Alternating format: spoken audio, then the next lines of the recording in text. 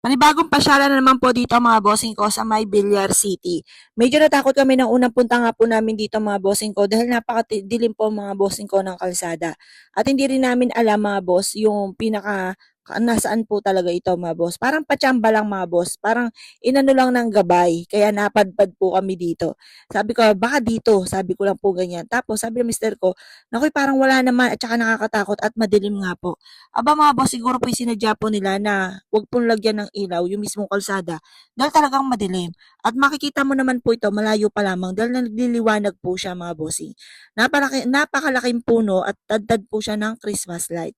Ito po talagang dinadayo dahil talagang amazing po siya. Siguro makalipas lang ilang panahon ay napakarami na magtitinda dito sa may punong ito mga bossing. At talaga naman dinadayo po siya. Nakita niyo po yun, oh, dami po mga nagbablog. Ngayon pa mga bossing ko, kami po yung nakisingit nga po. Sabi ko, huwag kami pupunta dito ng weekends dahil siguradong maraming tao. Aban, Diyos ko po, kahit ordinaryong araw ay napakarami pa rin tao. Yun nga po mga bossing ko, kami po yung napadpad po dito dahil kami papasyal din doon sa coffee shop na pinuntahan namin. Ang huling punta namin ay kasama namin si Joey. Yan nga po, yung sinasabi ko po sa inyo mga boss. Medyo hindi lang kami lagi dito dahil may pagkamahal po. Yun nga po mga bossing ko